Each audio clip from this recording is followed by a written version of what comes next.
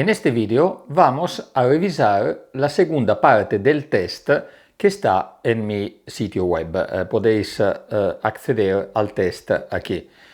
Ya vimos en un video anterior las contestaciones a la primera parte del test. Ahora vamos a ver la contestación a la segunda parte.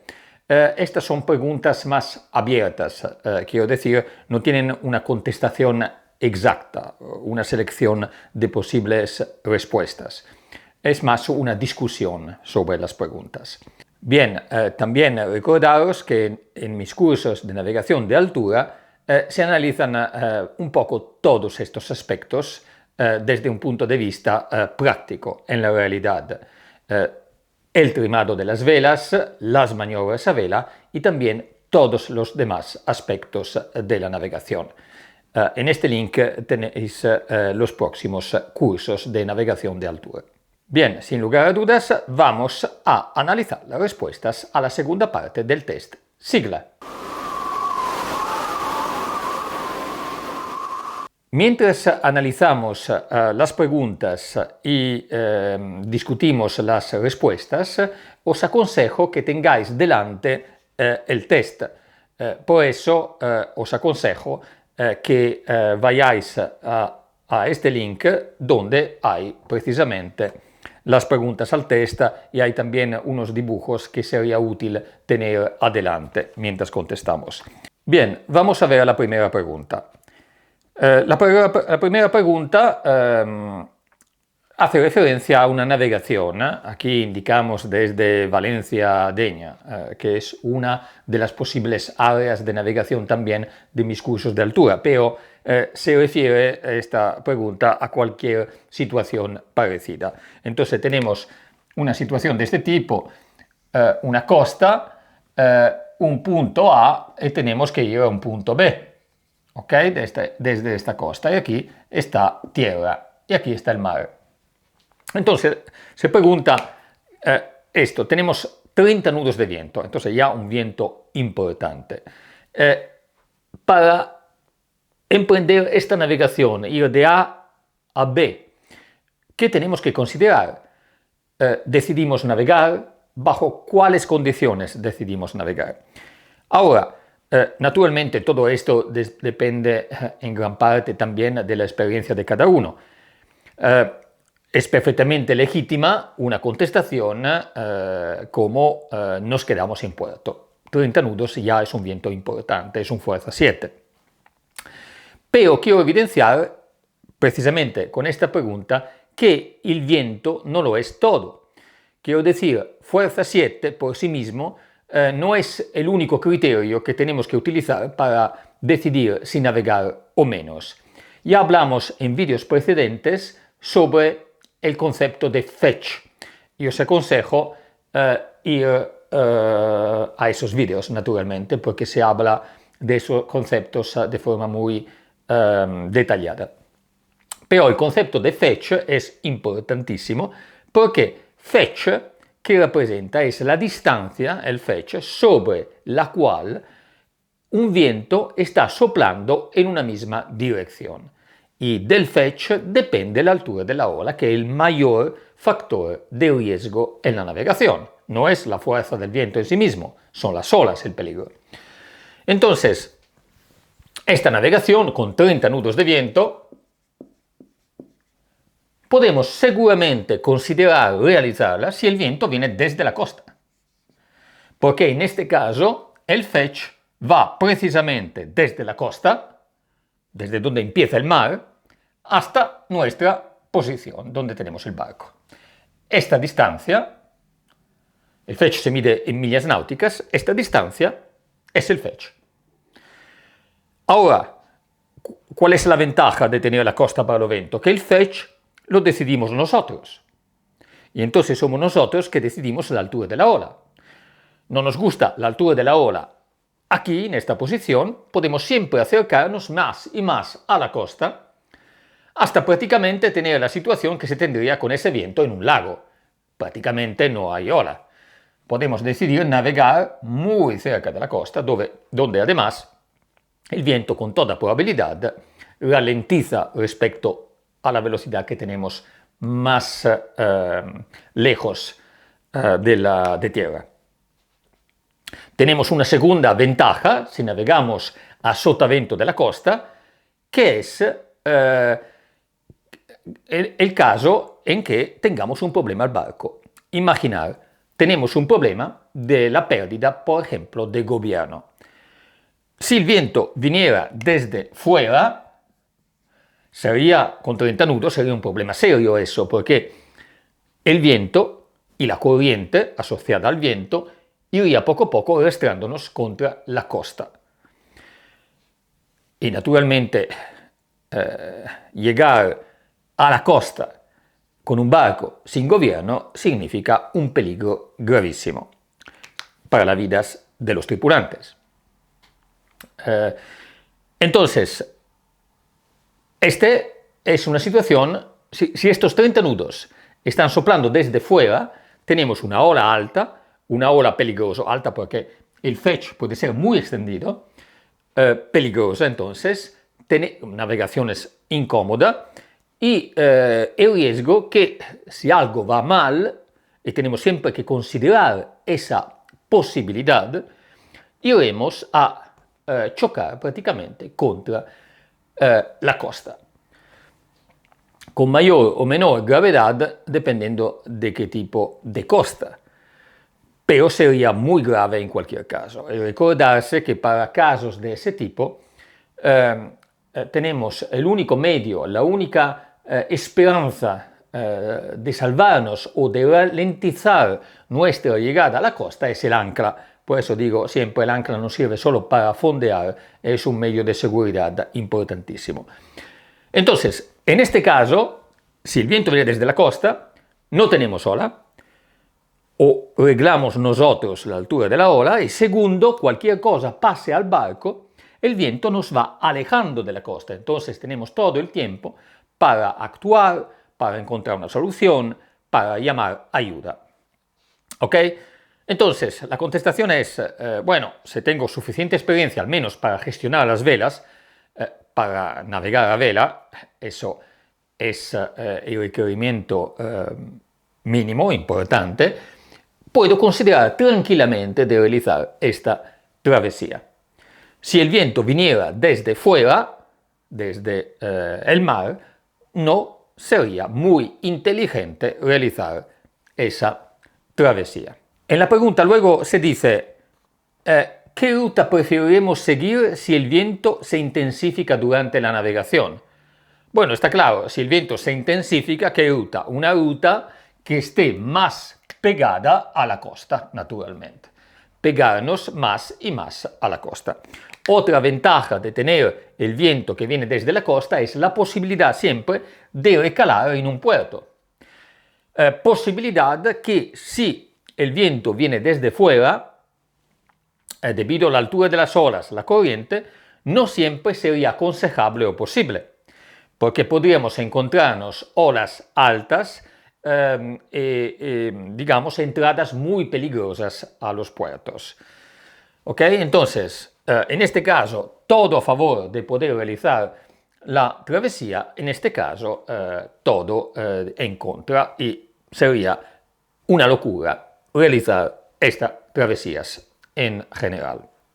Luego, naturalmente, podemos tener el viento que viene también de otras direcciones, que pueden ser una combinación, o un viento que viene paralelo a la costa, de esta dirección o de esta dirección. Bueno, también en este caso hay una diferencia, porque si el viento viniera de esta dirección nos obligaría a ir en contra del mar con olas formadas, porque habría fetch importante, y fundamentalmente avanzaríamos muy lentamente. Y seguir haciendo viradas para avanzar contra el viento sería agotador en estas condiciones y poco efectivo, porque si el viento viene con esa velocidad en contra, tenemos una corriente que se forma, que va en contra nuestra, y un menor rendimiento de las velas que estarán rizadas. Eso significa que en lugar de hacer los típicos bordos a unos 45 grados al viento, avanzaremos más o menos de esta forma. Poco o casi nada. ¿Ok? No avanzando fundamentalmente. Si el viento, por el contrario, viniera desde popa, todavía podría ser posible considerar realizar la travesía. Los barcos modernos de quilla plana y de orza estrecha navegan muy bien, por ejemplo, para correr los temporales a favor de viento, rápidos y relativamente seguros. Entonces podríamos considerar realizar la travesía en ese caso. Naturalmente, siempre tener en cuenta la experiencia que tengamos. Pero podría ser posible considerar realizar esa travesía. Absolutamente prohibido realizar naturalmente una travesía de este tipo si el viento viene desde el mar. Pasamos a la siguiente pregunta. La siguiente pregunta dice fundamentalmente que estamos fondeados en una cala donde queremos pasar la noche. El viento arrecia y están previstos 20 nudos y más. Y el ancla está empezando a garrear. ¿Cómo actuamos? Bueno, primero podemos evaluar si hemos hecho algo mal en el fondeo, como primera cosa. Porque, como sabemos, y como ya he repetido muchas veces, el fondeo que tenemos que elegir es fundamentalmente un fondeo de arena. ¿Okay? Si queremos un fondeo seguro, tiene que ser arena. Puesto que tenemos un fondeo seguro de arena, la segunda cosa que tenemos que considerar es, hemos largado la cantidad de cadena suficiente.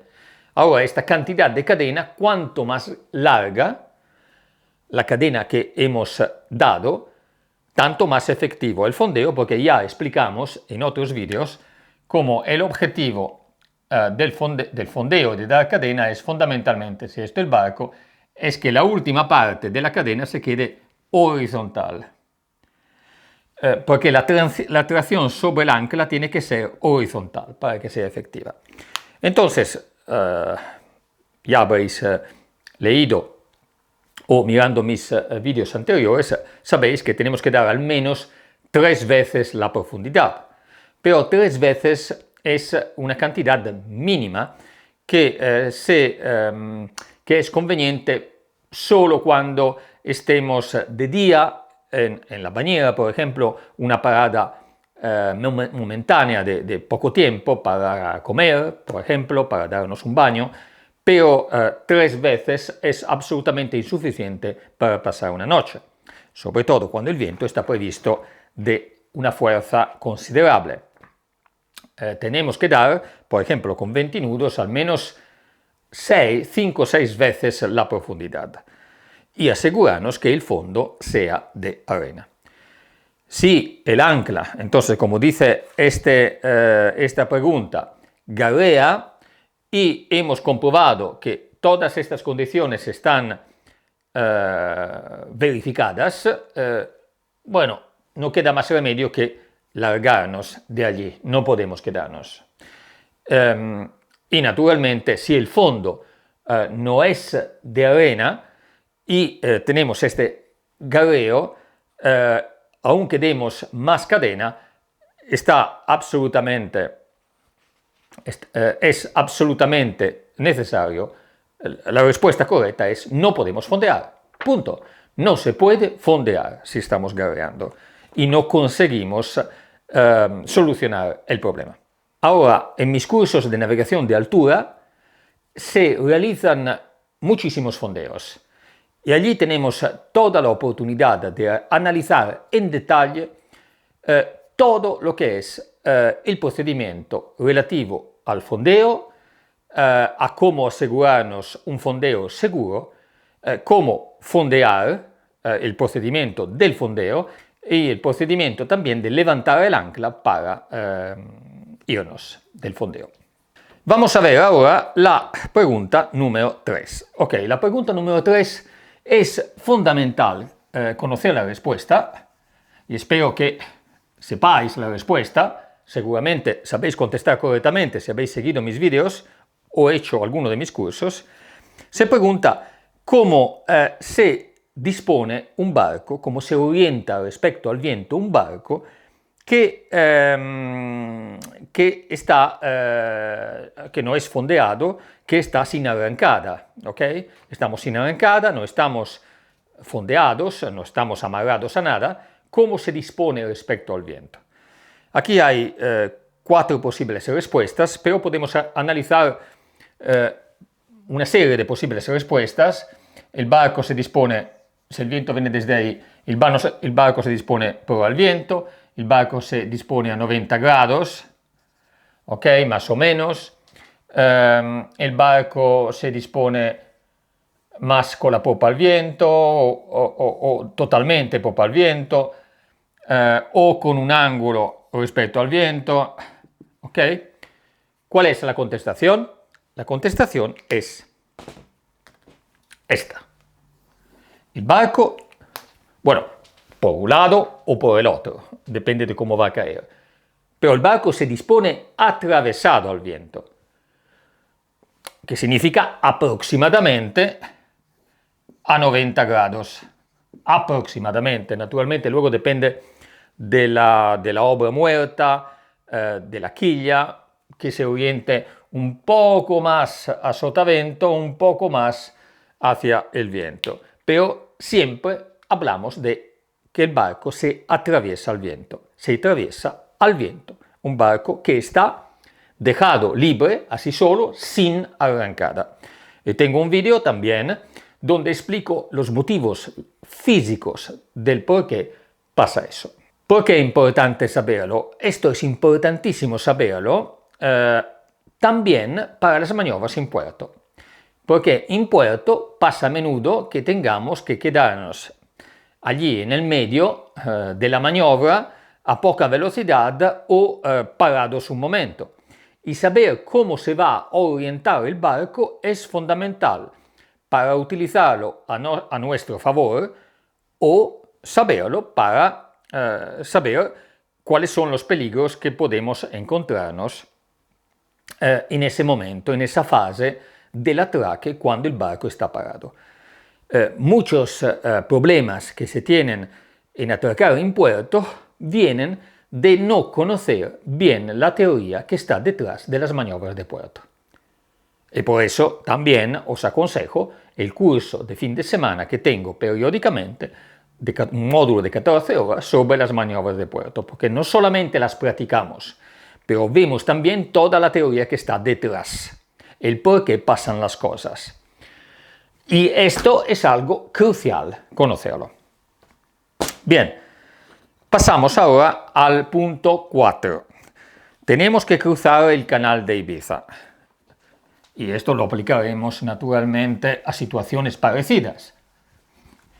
Si tenemos que cruzar el canal de Ibiza, que significa el tramo de costa que va desde Cabo de San Antonio, Cabo de la Nao, hasta Ibiza, y aquí hay Formentera, bueno, más o menos, tenemos que cruzar esto se llama Canal de Ibiza.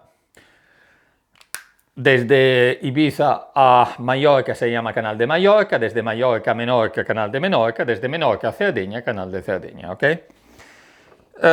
Y dice, tenemos que cruzarlo con destino de Ibiza a Denia, que está por aquí aproximadamente, ¿ok?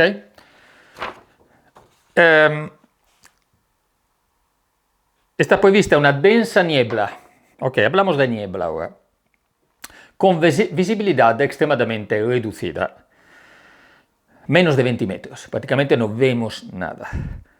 ¿A cuáles condiciones realizamos esta travesía? Es una situación que puede conllevar peligros, naturalmente. Y aunque estas condiciones no son muy comunes en esta zona de mar de España, en muchos años me ha pasado 2 veces. Pero me ha pasado 2 veces de una niebla tan densa que cubría todo el canal, desde Ibiza hasta Denia, pero no solamente hasta Denia, hasta Alicante, hasta entrar en el puerto de Alicante, tanto que no se veía ni la bocana del puerto al momento de entrar. Solamente en la bocana se pudo ver la luz de la marca lateral roja y verde. Entonces, ¿en cuáles condiciones realizaríamos esta travesía? Bueno, es fundamental para realizarla de forma segura tener, número uno, naturalmente el plotter, con una carta actualizada del área. Segundo, fundamental tener un radar. Y tercero, fundamental tener también un ICE. Ya hablamos de radar y de ICE en otros vídeos.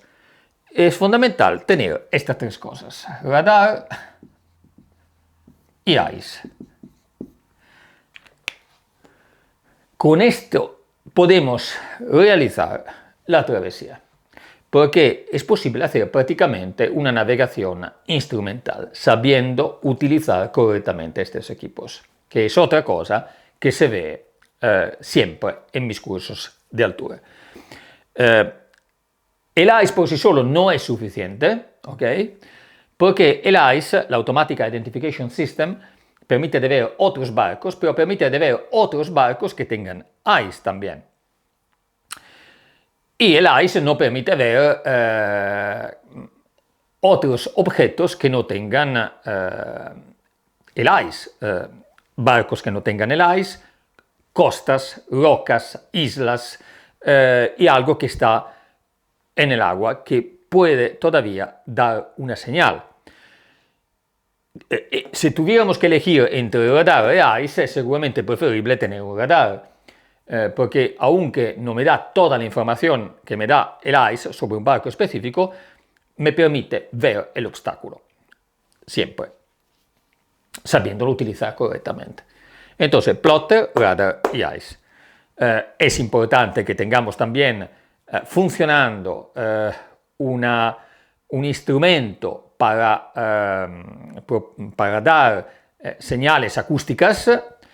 Como sabéis, en la niebla es necesario, cuando ya nos acerquemos a puerto y haya el riesgo de colisiones, tenemos que reducir la velocidad, dar una pitada larga al menos una vez cada 2 minutos, si estamos navegando a motor.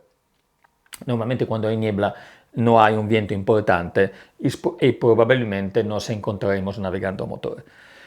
Cuando os comenté que la vez que fui desde Ibiza hasta Alicante, todo con niebla para no ver ni a 10-20 metros, cuando llegamos pudimos cruzar a bastante velocidad todo el canal y cuando en proximidad naturalmente del puerto tuvimos que reducir la velocidad. Había muchos barcos que probablemente no tenían instrumentos que se vieron obligados a estar parados en el agua. Y nosotros pudimos, siempre con una velocidad de seguridad, pasar en el medio sin verlos y entrar en la bocana del puerto. Ese día hubo 3 colisiones. Entonces son condiciones que pueden ser muy peligrosas si no se está correctamente equipados. Bien, a la pregunta 5 y 6 contestamos un poco, la juntamos fundamentalmente. Son las acciones que tomar si una persona se cae al agua. ¿Cuáles son las acciones que tomar inmediatamente? Las acciones que tomar inmediatamente son las siguientes. Número 1, arrestar inmediatamente el avance del barco. Tenemos que evitar alejarnos de la persona. ¿Ok? Entonces, esa es la acción que tomar inmediatamente. A motor es muy sencillo, a punto muerto, y dar la vuelta hacia donde se ha caído el náufrago. A vela puede ser más complejo, pero otra vez en mis cursos enseño la maniobra fundamental, muy sencilla que realizar, y es la que está aconsejada por la Royal Yachting Association, directamente pensada precisamente para la navegación de los barcos de recreo, cuando se dé el caso de una persona al agua. Que fundamentalmente, si estamos navegando en ceñida, significa ir al pairo inmediatamente, con una técnica oportuna. y para eso, para que tenga la posibilidad, eso se ve prácticamente practicándolo en mis cursos de altura. Vale, pero vamos a ver las otras acciones que se tienen que tomar. Número uno, una persona, posiblemente alguien que vea bien, tiene que apuntar constantemente a la posición del náufrago sin perderlo de vista y apuntando constantemente. Va a ser la referencia para quien esté al gobierno para orientar el barco a esa posición. Entonces, persona indicando. Al mismo tiempo, tenemos que lanzar al agua elementos de flotación que puedan ser útiles para el náufrago. Y cuanto más antes lo hagamos, mejor es naturalmente. Medios, flotación. Al mismo tiempo, quizás la medida que tomar inmediatamente, si posible, es dar al botón M o B del plotter, si lo tenemos a mano, inmediatamente. Son todas acciones contemporáneas estas, fundamentalmente. M o B, plotter. Esto, el M o B, man overboard,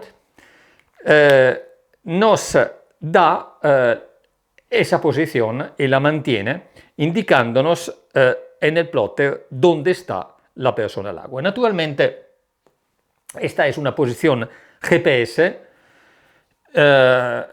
que se queda registrada y no va variando, naturalmente, dónde se ha caído. Como podéis bien imaginar, tenemos normalmente corriente, entonces es posible que poco a poco la persona se vaya alejando de esa posición. Eso pero pasa normalmente en la dirección en la cual sopla el viento, si tenemos vientos fuertes. Y entonces, razonablemente, la persona se encontrará en esa posición y a sotavento de esa posición. Una cosa importantísima. Hoy en día, la gran mayoría de los EPIRB, la radiobaliza satelital, tiene también ICE.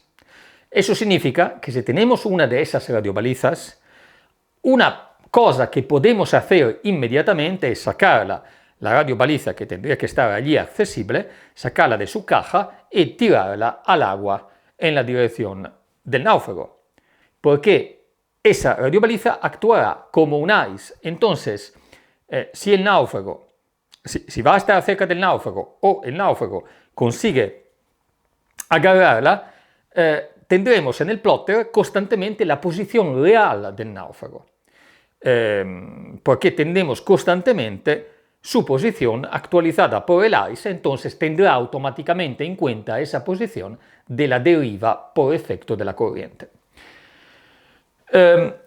Puede ser útil tirar al agua cuanto antes todo lo que podamos, digamos, que pueda servir como para señalizar o marcar el área. Por ejemplo, hojas de papel, algo. Aquí, en ese caso, naturalmente, no tenemos que pensar demasiado en la ecología. Tiramos al agua todo lo que pueda marcar el área. La cuarta cosa que tenemos que hacer es lanzar un distress, lanzar un mayday. Eso, naturalmente, va dependiendo de las condiciones del mar y del viento. Pero en la mayoría de los casos en los cuales se verifica, se da una persona al agua, normalmente las condiciones no son muy buenas. Tenemos condiciones que razonablemente harán la recogida de la persona bastante difícil. Y entonces es conveniente lanzar un mayday. O si tenemos una radio con DSC, prácticamente todas las radios fijas del barco tienen DSC, dale al botoncino rojo. Tenemos que levantar una tapita, darle al botoncito y se lanza un distress. Y si tenemos tiempo, podemos también seleccionar precisamente el tipo de distress desde la radio como man overboard. Así que la alarma se dará con ese tipo de mensaje de peligro, de máxima prioridad. Entonces aquí decimos Mayday o DSC distrés. Ahora, claramente, si la persona al agua, si eso pasa en condiciones absolutamente tranquilas, en verano, el agua no muy fría, también eso es un elemento fundamental para decidir si lanzar inmediatamente un distrés. Si el agua tiene temperaturas invernales, que en la zona, por ejemplo, donde en mis cursos se navega normalmente son 12-13 grados, la persona no va a aguantar mucho tiempo en el agua a esa temperatura antes de entrar en hipotermia. Entonces, aún más importante lanzar ese distrés. Quería decir, si pasa en verano, condiciones tranquilas, simplemente se cae al agua por una distracción, la persona está consciente, probablemente no tenemos que lanzar el distrés en esos casos. Tengo en mi web, podéis verlo a este link, un útil esquema de cómo tomar esa decisión relativa al envío de un Mayday. Ok, ahora, todos estos casos, la secuencia de acciones se refieren al caso en que la persona la veamos. Quiero decir que nos hayamos dado cuenta que la persona se ha ido al agua. Pero imaginar que nos damos cuenta que una persona ha caído al agua solamente después de un tiempo. Quiero decir, no nos hemos dado cuenta en el momento en que caía. Y aquí la situación es verdaderamente crítica. Hay que lanzar un Mayday inmediatamente, contactar inmediatamente las costeras, a las autoridades, y es fundamental que el socorro y las ayudas sean inmediatas, tanto más cuanto más fría es la temperatura del agua. Digamos que en verano con el agua en la zona, por ejemplo, de mis cursos, repito, es sobre los 30 grados, 27, 30 aproximadamente, y una persona en el agua puede aguantar mucho tiempo, hasta más de un día puede estar en el agua sin sufrir, sin entrar en una condición de hipotermia mortal. Así que en ese caso todo es más tranquilo, pero en invierno con 12 grados, 13 grados, el socorro tiene que tener lugar muy rápidamente. Entonces aquí en el punto 4, en el punto 6, ha pasado un minuto, mar calmo, de día, náufrago a la vista, verano. Bueno, allí probablemente tenemos simplemente que dirigir al náufrago y no es una acción inmediata esa del Mayday, pero si ha pasado un minuto y la fuerza es 7, aunque el náufrago esté a la vista, es casi seguramente importante al menos lanzar un pan. Si es noche, el Mayday es necesario, siempre. Vale, pasamos al punto siguiente, tormenta eléctrica. Quiero decir, una de estas tormentas de verano. ¿Qué tenemos que hacer? Avistamos una tormenta, ¿cuáles medidas tenemos que tomar? ¿Qué precauciones? Bien, primero recordaros que este es nuestro barco, aquí vemos la típica tormenta, que es el cumulonimbo con esta forma. Bien, recordaros que si a nivel del mar, ¿dónde estamos? En esta posición, por ejemplo. Percibimos, bueno, el barco lo hagamos un poquito más pequeño, que esté todo en escala, digamos. Si percibimos un viento que va en esta dirección, un inexperto podría pensar que la tormenta se va alejando, que no se va acercando. Cuidado con eso, porque el viento sinóptico, el viento general, puede perfectamente estar llevando la tormenta hacia nosotros, en esta dirección. Y el viento que percibimos aquí, a nivel del mar, que va hacia la tormenta, es simplemente el viento de succión. Esto es como una chimenea que está succionando el viento desde los alrededores. Aquí el aire sube succionando todo el viento de los alrededores, pero puede estar perfectamente dirigiéndonos hacia nosotros, ¿ok? Cuidado con eso.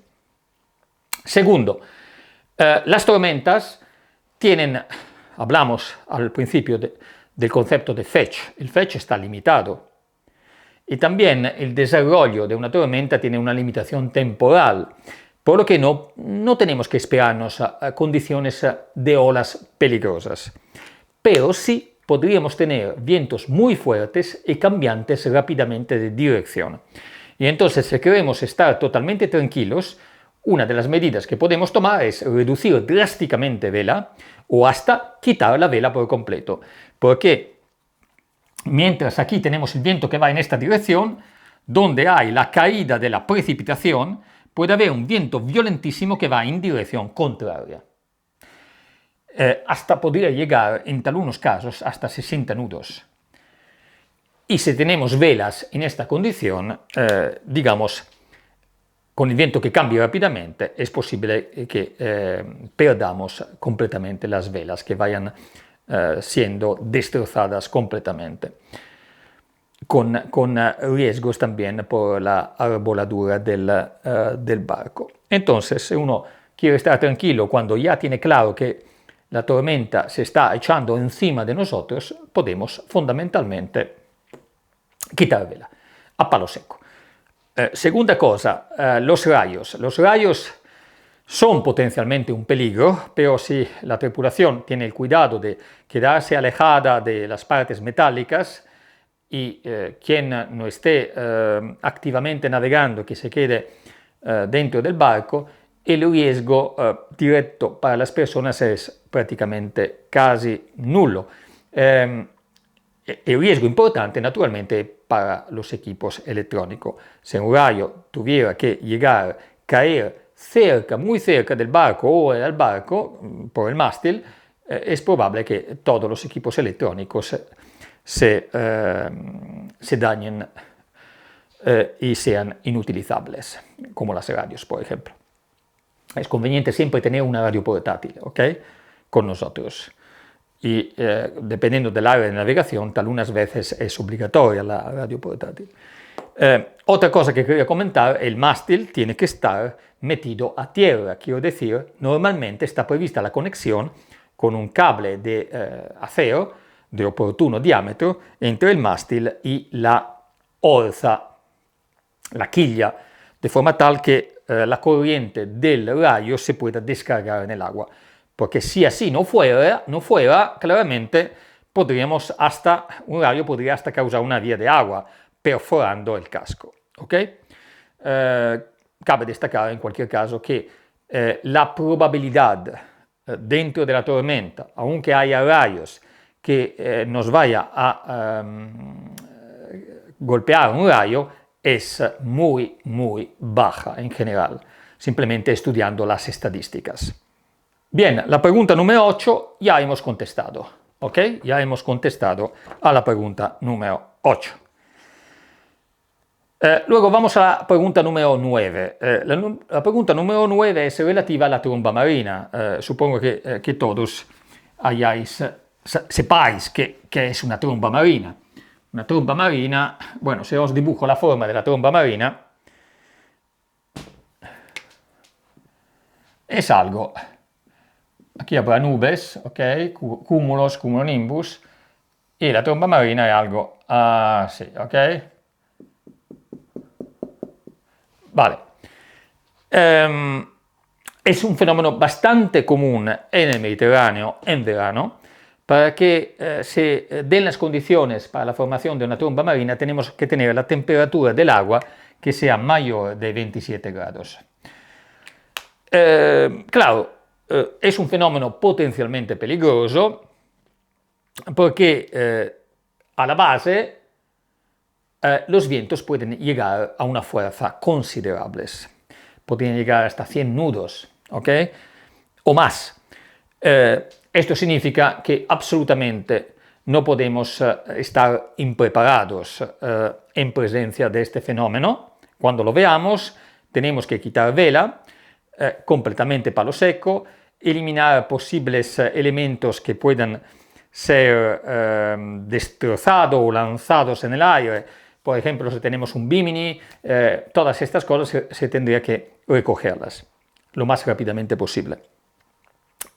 Destacar que el recorrido de la tromba marina es imprevisible, no se puede prever exactamente. Entonces, no hay forma de estar seguros que no se vaya a echarnos encima, ¿ok? Entonces, se tiene que estar preparados en presencia de este fenómeno.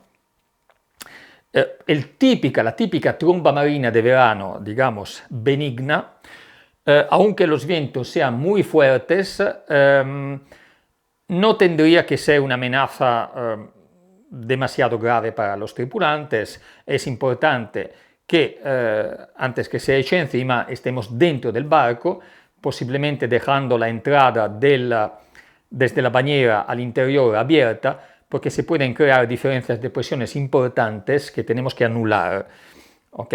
Porque si no hay riesgo hasta de explosión de las ventanillas del barco.